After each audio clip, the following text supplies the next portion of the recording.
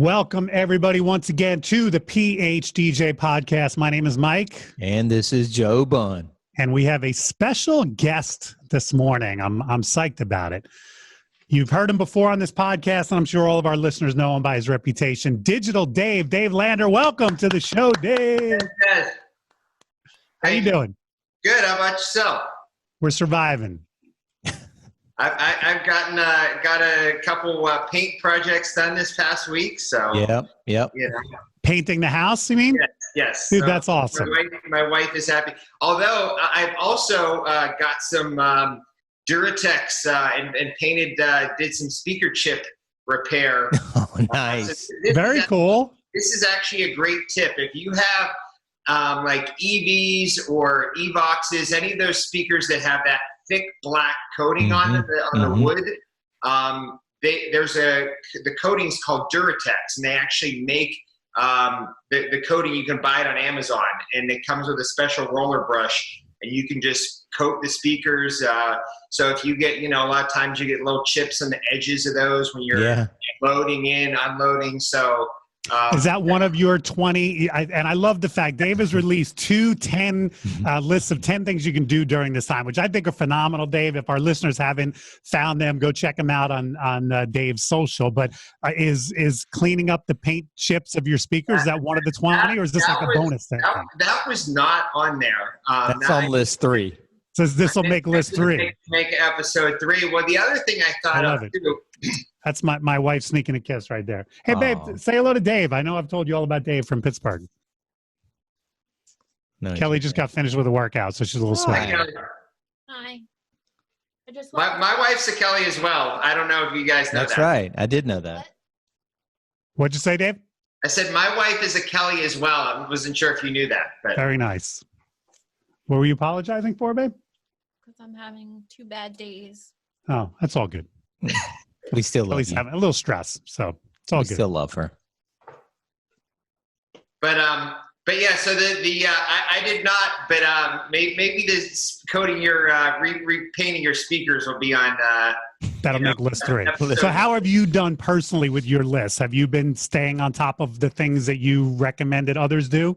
I have done most of them, I would say. I mean, I've also been busy. I've been doing, interviews. I've been, hosting webinars. I've been going, live. I mean, I've been trying to keep busy other ways too. But I would say and a lot of those things I tend to stay up with really well during normal time, I would say.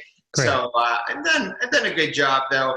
The other thing that I missed on that list too that I wanted to add, and maybe I will make a 3rd list, but I was thinking the other day, I feel like a lot of DJs will be out somewhere and they'll be like a lounge or a funky place. They'll hear some song they don't know, they want to look up and they'll Shazam it.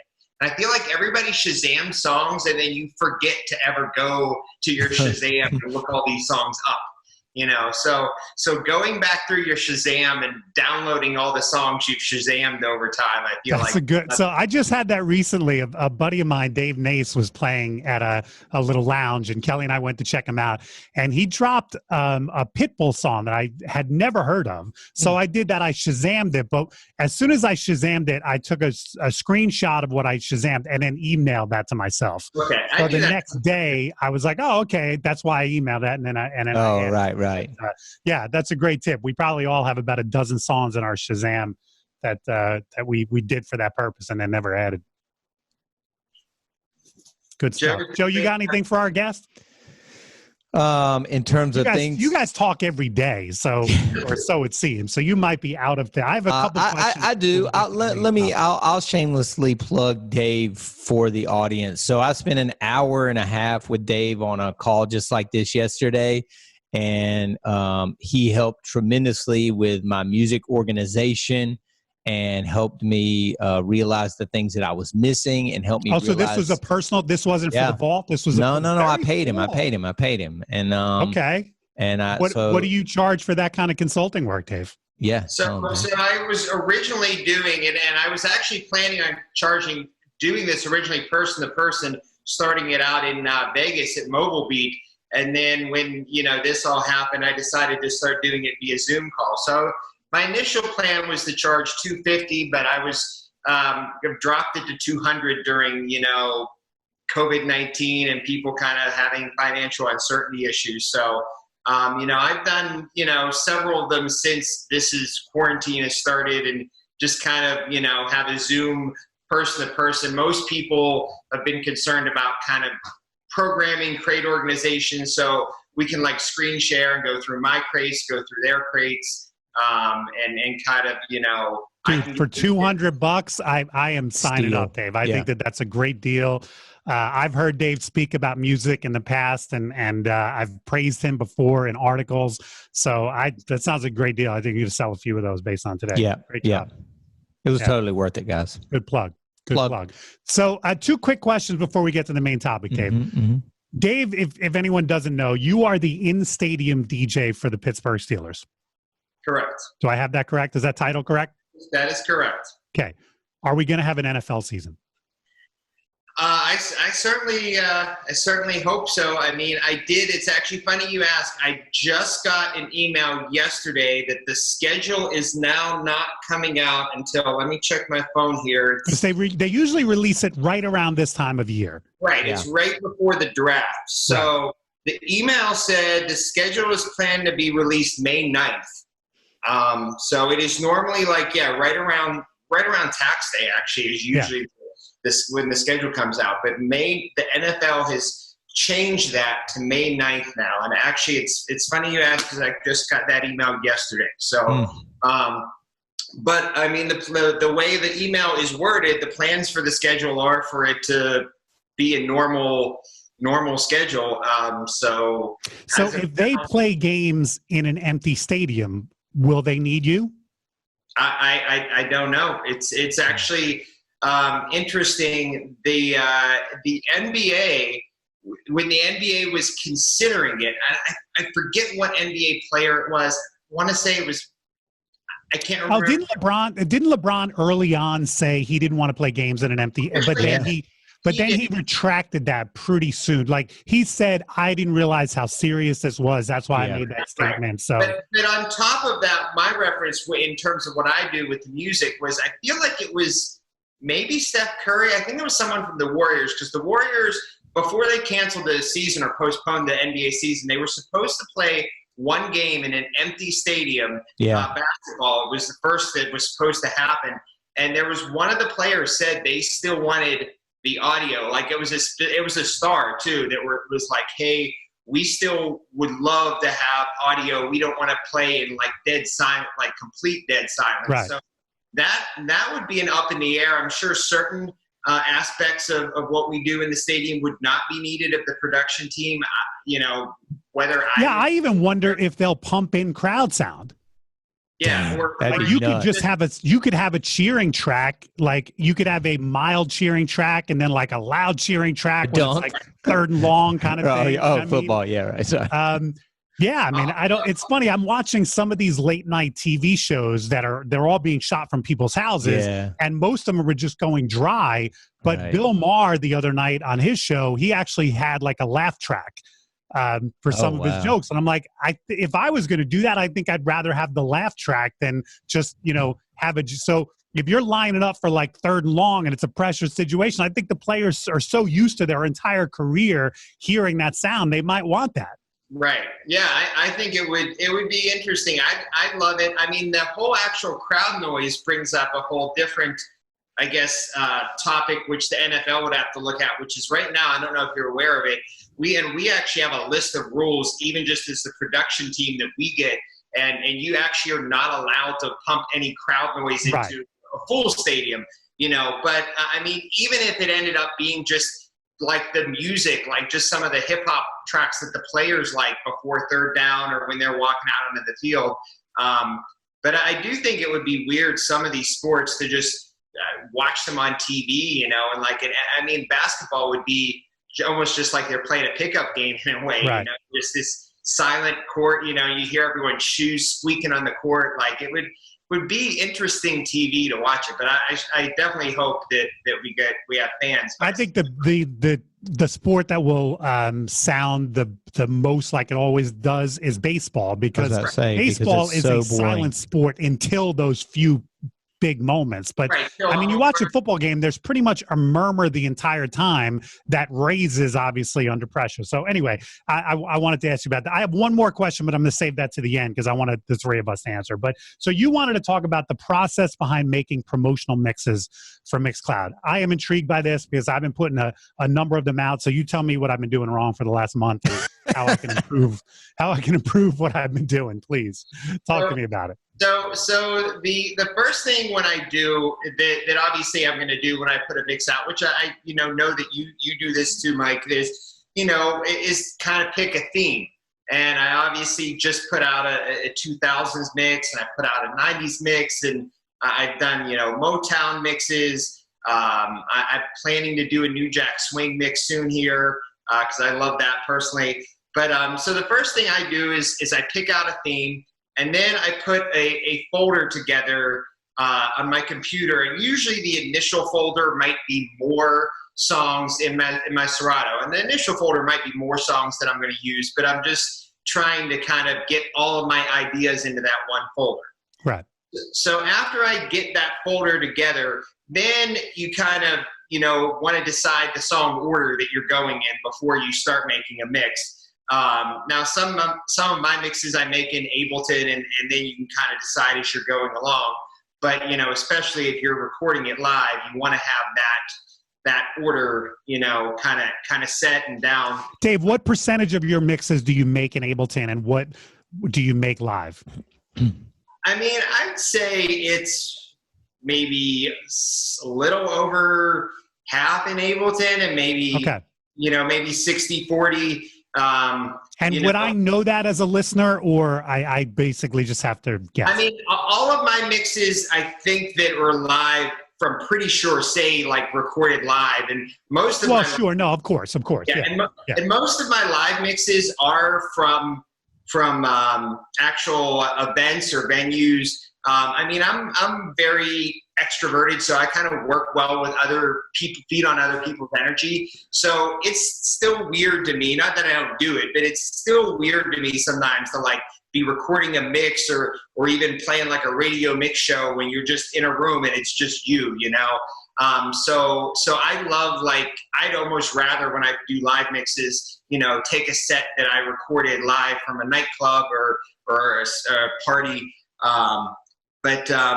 But yeah, so the mixes that I've done live now, I guess some of my Ableton mixes have kind of an in-between factor, which a lot of DJs do this too, where I might have certain aspects like scratches or something like that recorded live and then put into Ableton, and then some of the mix in Ableton. So sometimes there's kind of a combo there, I guess. Right.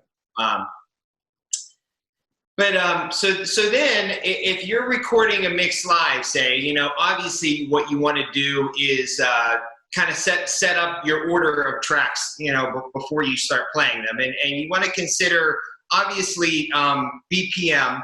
But the other thing that I get a decent amount of questions about and people asking about is considering key when you're mixing from one song to the next. And it used to kind of be a little more undercover thing, I guess, that not as many people knew about. But now that the key option is in Serato and it recognizes your keys when you analyze them, basically your key is as your column where you're going to see a 1A or a 2A or a 8B or a 7B. And those keys, those aren't the actual keys of the song. Those are basically representative of it's called the Camelot wheel. And each of those codes, like 7A, 7B, they all represent their own key. But the way the wheel is designed is that if a song is, say, in 2A, it'll be compatible with anything that's 2A, 1A, 3A, or 2B. So you can go one number away with the same letter, or you can go one letter away with the same number. Right. Yeah. And I think a lot of DJs don't know that, and a lot of DJs ask me how often, should you mix in key? And I always say when I'm playing open format, I try to not worry about it as much when I'm playing maybe house or dance music. But another part, I guess, of the mixing in key depends on the whether the intro and outro of the song have a bass line in them or whether it's just a beat. So I actually have two different examples here, actually both Justin Timberlake songs. So I'm going to play the first one first here.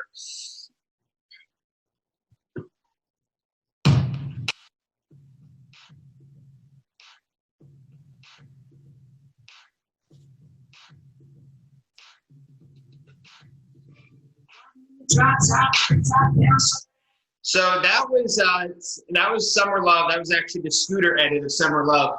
And the beginning of that was just drums. There's no bass line to the beginning. So it's what we would call a flat intro. There's no actual bass that could conflict with the bass of another song. So if you're playing a song like that, it doesn't actually matter whether you're mixing in key with the song before, because there is no key to the intro of the song, which is where you'd be mixing it.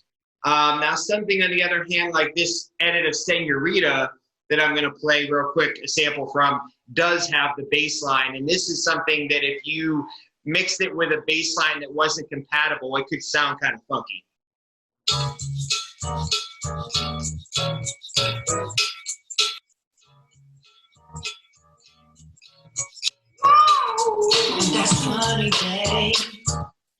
So, what you so Dave, does the same thing go for the outro of a song? If an outro of a song is just beat with no bass, does it matter what I'm mixing as the into the song?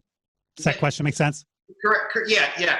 As long as one of the songs has no bass on the intro or outro, you'd be fine. So okay. As long as one of the songs does not have a bass line, you wouldn't have that key clash there.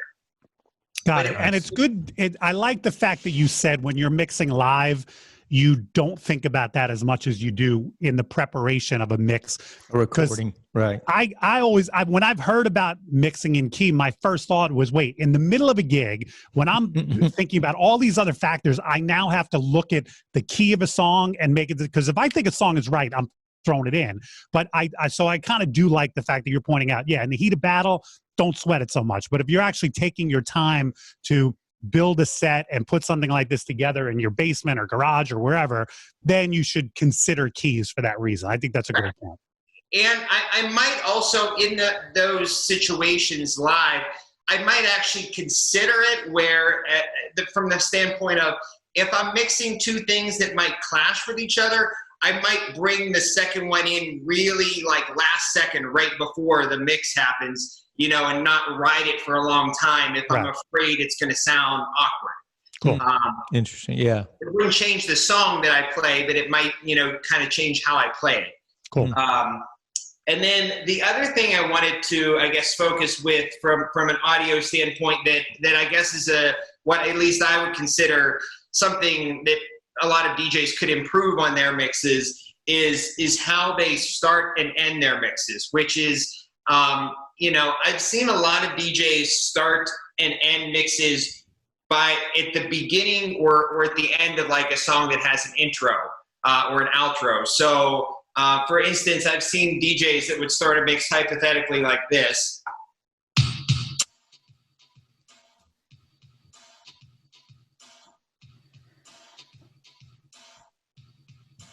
And that intro beat would just play for the 32 beats until the mix starts.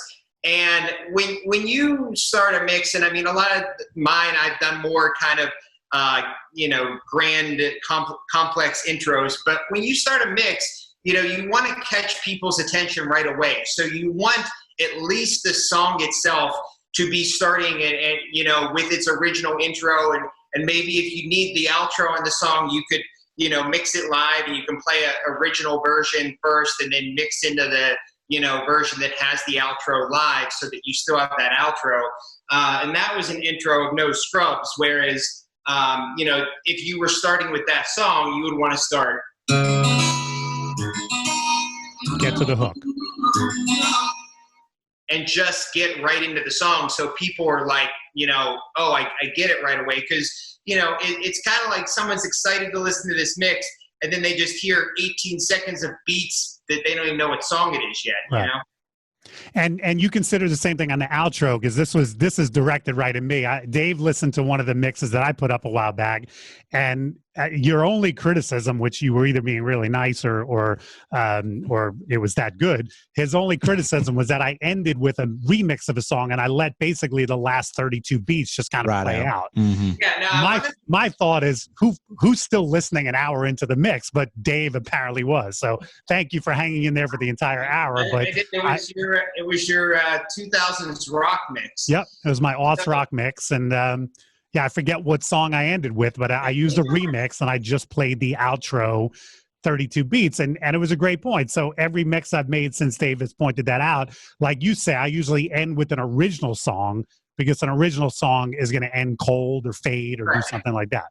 I actually, it's funny. I don't know where it was from. It wasn't mine. Someone was playing it once, but I actually once heard a version of "Last Dance" by Donna Summer that had an outro, and I'm like, who's playing the song after "Last Dance"? Right. That's a great point. Why wouldn't you end that cold? Who made this edit? It's literally called "Last Dance." Right. And have you ever played "Last Dance" as not the last song of the night? No. I have not. Me neither. No. In fact, I had a wedding once. It was the couple's request for the last song. And this, some drunk aunt came up to me and was complaining about, this can't be the last song. I don't know what she wanted to hear. But she actually said the words to me, "This can't be the last song." And I said to her, "Actually, this can only be the last song." I'm like, this can't be any other song than the last song. So I have two questions about a mix, Dave. What do you think is the ideal length? So I would say and this is from, I don't still have one, but at one point I had a Mixcloud Pro account, and it allows me to check and see how long people have listened to my mix, like the average listener length. And it seems that the average listener length tends to be between 20 and 30 minutes. And I think a lot of that is either, people going on a treadmill, people driving from one place to the other to work, which I think is usually a 20 to 30 minute kind of experience. So that seems to be the length of time that the most people listen. So I feel like that's a good, amount of time to aim for, where you're not, overly killing people, where they're not going to not be able to listen to the mixes. I mean, I definitely make some that are longer, but I think 20 to 30 minutes is a solid time to shoot for. Cool. And how do you feel about drops? Do you like the vocal drops to, every once in a while, just say your name, say something? Yeah. I mean, I always use them. I mean, I know I like some of your comedic ones that you have. I'm not serious when it comes to stuff like that. So when I thought about using drops, I've written some funny ones. You're right. But so you think those are, if somebody out there is listening to this and saying, "Hey, I want to start doing this. I want to develop my Mixcloud," because it can be beneficial. I can tell you, I booked gigs from it. I'm sure you have. It definitely is a great promotional vehicle. Should they invest in drops? Yeah, I mean, and you can get better. I mean, if you Google like DJ drops, I mean, you can find sites that do them and that might charge, $50, $75. But I mean, you can even get ones that are done. I've had a couple specialty ones done where I'm like, I have like a Motown mix, and I wanted one that sounded like appropriate. Like all mine sounded kind of clubby, and I'm like, this doesn't sound right for a Motown mix. So I went on Fiverr. And for like $5 or $10 on Fiverr, I actually found a guy that did one, and I just kind of searched people's voices, and I'm like, what's going to sound right in a Motown mix, And I found something that I thought sounded great. So even if you kind of looking at more of a low budget, but you want to have it professionally done, like a place like Fiverr, you can have find something for probably Fiverr is phenomenal. The woman that I've been using, she's in England. I love the British accent, and I've probably booked her 4 or 5 times. She has a basic package at $5, but then I usually do the $15 one because she'll add a little bit of effects to it. But yeah, I mean, I can get 5 drops for $15. I think that's a pretty good deal. Easy. Yeah. And the other thing I was going to say on a mix, when I guess one thing I do, and I feel like you do this too, Mike, is I try to put different types of mixes out. So especially like if you're a DJ, I don't try to have mixes where a lot of the same songs are repeated, because I feel like if someone's following you and listening to you on, say, Mixcloud, that can turn them off, that they're like, well, I'm not going to listen to this person's mixes because I'm always hearing the same thing over I hear and the over. same 10 songs just shuffled up. Yeah, that makes sense. Yeah. And then the other thing is I always, like I was already kind of talking about, is I try to get different themes, Motown, rock, 2000s, 90s, 80s. And the beauty about that, too, is that occasionally you'll get a client, I'm sure most DJs have had this, where they want something very specific. And they're like, we want Latin music, or we want 2000s rock, or we want, 80s new wave, or 80s funk, or whatever, disco. And you can actually have that mix already handy, already done, to shoot that client a link and be like, well, guess what? I have a whole mix. You can hear what I've done. And that can make someone that has very specific wants and needs feel much more at ease about booking you. I did a wedding a few years ago. The bride was Egyptian, and she gave me a few Middle Eastern, Arabian kind of. And if you know that music, it mixes very well with our dance stuff. It's all around the 125, 130 BPM. Totally. And I recorded a 45-minute set where I was going back and forth. I would do one of her songs and then a couple of, Pitbull and blah, blah, blah, and then go back to her stuff. And I put that up on my SoundCloud. At the time I was using SoundCloud. I have sent that mix to so many clients who have said to me, yeah, one of us is Middle Eastern. We'd like some Arabian music, whatever. And I've sent that, and that mix alone has helped me close probably a half a dozen deals. That's nice. So, yeah, I definitely see your point. And while you're talking about themes, a shameless plug. A couple weeks ago, right after this coronavirus, I made a mix called Good Vibrations. I got tons of great feedback, so I made another one. And this week, I released a third one. So if you want to check me out on Mixcloud, DJ Mike Walter, hopefully I can cheer you up a little bit during this time, because I throwing mixes together of just happy, motivational, fun music, which I think we need right now. A couple quick questions. Two questions, Dave. One, are you mastering it after you make it? Like, I use Platinum Notes. I run the whole mix through a Platinum Notes, so it levels it out. Do you do anything after, or do you do that in Ableton? So I have a plugin that's in Ableton that I use.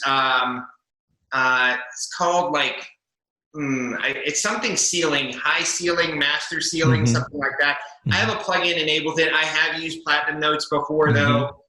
There's also, which I think you can do like 2 free files a month. There's Lander. Funny enough, has nothing to do with me, but it's like LANDR or LNDR, something like that. And it's a website, and you upload it and it masters it. So yeah, I mean, there's Platinum Notes works too, but yeah, I do master it. And for anybody that's, ever talked to me closely, I usually go through and personally listen to it. Probably, I think my 2000s mix I just put out, I think I listened to 11 times in full, like just adjusting, tweaking slight little volume levels from like this acapella or this song, because I just, I'm very perfectionistic with those things. So yeah. And then the other thing I was going to ask, Dave, when you put out something on Mixcloud, do you ever use the promote feature? Do you ever spend, $15, $20 to promote it? I am glad you asked about that. I have done that, and I literally found it has turned into about $1 per play for me, which I by far do not think is worth it. No. I feel like I think it's like $10 a day, and I literally, if I compare 2 very similar mixes, I feel like I've been getting like about 10 extra plays. Or actually, no, it's actually not that I feel that way. It actually shows you the amount of exposure you get, and then the amount of clicks you get. And it actually was showing me that I was getting like 10, it was much more exposure, but there's only like 10 people actually clicking on it. So yeah. I think, just kind of promote it on your social media. Right. And it can be like a slow burn to get, from when you start putting mixes out to when you get a lot of followers. But once you get a lot of followers, it's worth it, because one, it's that handy tool to send to, I actually always send all my potential clients my Mixcloud page, and I'm like, hey, check this out, even if you don't have specific needs, and I get clients all the time that message me back and they're like, hey, we've been driving around listening to your mixes. And I'm like, well, guess what? If they're looking at 2 other DJs, there's a chance they might not even have a Mixcloud, that they're driving around. Yep. So I'm in their head because they're driving around listening to me. And I feel like, especially in the mobile world, a lot of DJs don't have a Mixcloud. I think it's a really great tool to promote yourself. And the slow build is actually good, because if you had 500 followers immediately and you had one mix on there, they'd go, well, this guy's never done a gig. So by the time you build up your following, you want to have a good history of mixes. So I don't think there's anything wrong with the slow build. Very cool. Any other last minute tips on that? No, I think we kind of hit everything. So final question. I thought this would be good because the 3 of us are DJs at heart. What do we miss most about DJing? What do you miss right now most about? I think for me, I'd say, because I had already mentioned, I'm very extroverted, and I think I just miss the crowd interaction, and just, dropping that song that you the crowd's going to get excited to. Right. I knew specifically the last night in PA when they closed the bars at midnight. It was Sunday the 15th, I want to say, of March. And I was already playing. I have a really busy Sunday night. I play in Pittsburgh. And I kind of saw the writing on the wall. And then we found out around 9, we had to close at midnight, which I didn't know why they didn't make it 2, because everyone in the bar was already right. one another, Right. But I kind of recorded and saved my Snapchat or my Instagram story from the remainder of that night, just to go back and watch it. That was, have a night of at least, getting to watch people sing along the songs and have fun. But yeah, that's probably what I miss the most. Yeah. Joe? I mean, yeah, definitely. Just, the dance set. Once you've crossed over, you've set up all the gear, you've done the ceremony, you've done the formalities. When you cross over into dancing, that's what I miss. Yeah. How about you? Yeah, I guess it's a similar answer. I did a wedding on the 14th, Dave, and when I was loading out of that wedding, I kind of had the same sinking feeling. I was like, this is going to be my last one for a while, isn't it? It had. Now the next day is when the CDC shut everything down. So that's when it was really official. But even on the 14th, especially here in the tri-state area, it was already building up in New York City, and it was pretty obvious. So yeah, I think that the biggest answer for me is that it's, I can set up gear in my basement and make a mix, and that's fun, and upload it to Mixcloud and get some cool feedback, and that's fun. But yeah, man, nothing takes that place of the live interaction and the few times in my career when they've actually chanted my name. That's pretty fucking cool, and you don't get that in your basement or garage. So yeah, that's why mobile DJs have such a hard time going into radio DJ. I did that on Sundays, 15 years ago. I think I was noon to 4 on Sundays. No comparison. Worst job I've ever had. Pay was horrible. You didn't get to pick the songs. It was just, it's garbage. Yeah. You don't get that. And you put a needle on a record and you have no idea whether people are clicking off their car radio or cranking it up and singing along. That's the worst gig there's no immediate response. So yeah, it was always weird. I did a college radio, and we did a big show, and I was literally just in the studio with 2 turntables, and I was by myself at that time. Yeah. But, I've done shows I played on Sway in the morning on Sirius. And at least they're the host kind of stay in the room with you, and they're kind of dancing around. And even if it's just 3 or 4 people, it makes a difference. And when it's nobody and it's just you, what's even worse? I don't know if you've seen the videos I put up. I make my mixes down here in the basement, and my dogs. They have zero. They have no sense of rhythm. No. And I crank it down when Kelly's not home. I really crank it down here. I've got 2 good speakers, no reaction whatsoever. I'd rather have nobody in the room than 2 dogs that are just bored out of their minds. They don't care. Nobody at my house cares either, if that makes you feel any better. And they're humans. Well, Dave, thank you so much for being on our podcast. I do appreciate it. Thank you. Thanks, brother. Guys, soon. Yeah, thanks. Keep listening, and also join the PHDJ discussion group on Facebook, and we'll keep the conversation going. Stay safe. Hang in there, everybody. Yeah, stay safe. Ciao. That was good, guys. Dave, thank you, man. You came armed with some good information. Yeah, I think that'd be real definitely good. Send those tracks to Mike, though. I think it would sound a lot better because it dropped out on my end. I couldn't hear them, but I could tell Joe could hear them. Yeah. So I'll listen to what you send over. If it needs to be punched up a little bit, I will. Yeah, and I don't think he wasn't talking when he was playing them either, so it should be easy to. I did that intentionally, Joe. Yeah. So that I felt that if Mike did need to put them in, I made sure I didn't talk over them. Right. Yeah. So we could splice them in easier. Yep. Cool. Cool. Thanks, guys. Thank you.